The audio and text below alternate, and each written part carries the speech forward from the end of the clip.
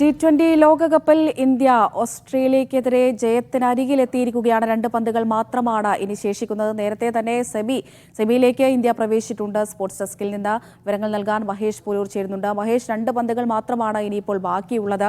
ഇന്നത്തെ മത്സരം നോക്കുകയാണെങ്കിൽ വളരെ ആവേശകരമായിരുന്നു. ഹിറ്റ്മാൻ റെക്കോർഡുകൾ കുറിക്കുന്നതും റെക്കോർഡ് തിരുത്തുന്നതും ഒക്കെ നമ്മൾ കണ്ടു.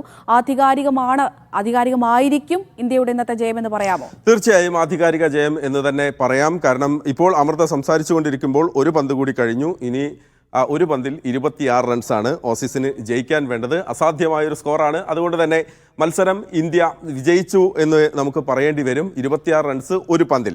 ഇന്ത്യയെ സംബന്ധിച്ചിടത്തോളം ഇന്നത്തെ മത്സരത്തിൽ തുടക്കം തന്നെ നേരത്തെ നമ്മൾ പറഞ്ഞതുപോലെ രോഹിത് ശർമ്മയുടെ ബാറ്റിംഗ് തന്നെയാണ് ഇന്ത്യക്ക് അനുകൂലമായി വന്നത്. ഇപ്പോൾ മത്സരം പൂർത്തിയായിരിക്കുന്നു. 20 ഓവർ പൂർത്തിയാകുന്നു. ഇന്ത്യ 24 റൺസിന് ഇന്ത്യ വിജയിച്ചിരിക്കുന്നു.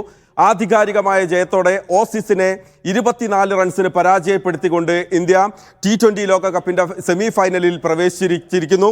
24 റൺസിന്റെ വിജയം. അതാണ് T20യിൽ 24 റൺസ് എന്ന് പറയുന്നത് ഒരു വലിയ മാർജിൻ തന്നെയാണ്, ഒരു വലിയ ഗ്യാപ്പ് തന്നെയാണ്. ആ അർത്ഥത്തിൽ ഇന്ത്യയെ സംബന്ധിച്ചിടത്തോളം ഈ ജയം തീർത്തും ആധികാരികമാണ്. അതുമാത്രമല്ല, ഗ്രൂപ്പ് ഘട്ടത്തിലും അതുപോലെ തന്നെ സൂപ്പർ 8 ഘട്ടത്തിലും ഒന്നും ഇന്ത്യ പരാജയം അറിഞ്ഞിട്ടില്ല. ആകെ ഒരു മത്സരം മാത്രമാണ് ഇന്ത്യയെ സംബന്ധിച്ചിടത്തോളം മഴ മൂലം തടസ്സപ്പെട്ടത്, കാനഡയുമായുള്ള. ബാക്കി എല്ലാ മത്സരത്തിലും ഇന്ത്യ പരാജയം അറിയാതെയാണ് ഇന്ത്യ ഇതുവരെ എത്തിയത്, സെമിയിൽ പ്രവേശിച്ചത്. തുടക്കത്തിൽ ഇന്ത്യയുടെ ബാറ്റിംഗ് നിരക്ക് താളം കണ്ടെത്താനായിരുന്നില്ലെങ്കിലും സൂപ്പർ 8ലേക്ക് പ്രവേശിച്ച മത്സരങ്ങളിൽ ഇന്ത്യൻ ബാറ്റർമാർ മികച്ച രീതിയിൽ ബാറ്റ് വീശുന്നതാണ് നമ്മൾ കണ്ടത്. മാത്രമല്ല, ഇന്ത്യൻ ബൗളർമാരും അവസരത്തിനൊത്തു ഉയർന്നു എന്നുള്ളതാണ്. അർഷദീപ് സിംഗിന്റെ പേര് എടുത്തു പറയേണ്ടതാണ്. കാരണം ഈ ടൂർണമെന്റ് തുടങ്ങിയത് മുതൽ ഏറ്റവും കൂടുതൽ വിക്കറ്റ് വേട്ടക്കാരുടെ പട്ടികയിലേക്ക് അദ്ദേഹത്തിന്റെ പേര് കൂടി വരികയാണ്. ബംഗ്ലാദേശിന്റെ ഫസൽ അക് ഫാറൂഖിക്കൊപ്പം അർഷദീപ് സിംഗും ഏറ്റവും കൂടുതൽ വിക്കറ്റ് നേടിയ താരമായി ഇപ്പോൾ മാറുകയാണ്. രോഹിത് ശർമ്മ നേരത്തെ പറഞ്ഞതുപോലെ ഇന്ന് നേടിയ 92 റൺസ് ഇന്ത്യയെ സംബന്ധിച്ചിടത്തോളം വളരെ നിർണായകമായ ഒരു സ്കോറാണ്.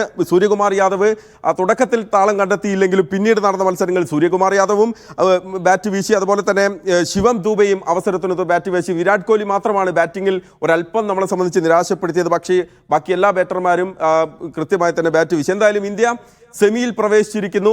ഓസീസിനെ 24 റൺസിന് പരാജയമറിയാതെ, അതായത് ഈ സീസണിൽ ഈ T20 ലോകകപ്പിൽ പരാജയമറിയാതെ ഇന്ത്യ സെമി ഉറപ്പിച്ചു എന്നുള്ളതാണ്. ഇന്ത്യ സെമിയിൽ പ്രവേശിച്ചിരിക്കുന്നു. സെമിയിൽ ഗ്രൂപ്പിലെ ചാമ്പ്യന്മാരായി തന്നെ ഇന്ത്യ സെമിയിൽ പ്രവേശിച്ചിരിക്കുന്നു എന്നുള്ളതാണ്. ശരി, T20 ലോകകപ്പിൽ ഇന്ത്യ സെമിയിൽ പ്രവേശിച്ചിരിക്കുന്നു. ഓസ്ട്രേലിയയെ 24 റൺസിന് പരാജയപ്പെടുത്തിയാണ് ഇന്ത്യയുടെ സെമി പ്രവേശനം. വിവരങ്ങളാണ് സ്പോർട്സ് ഡെസ്കിൽ നിന്ന്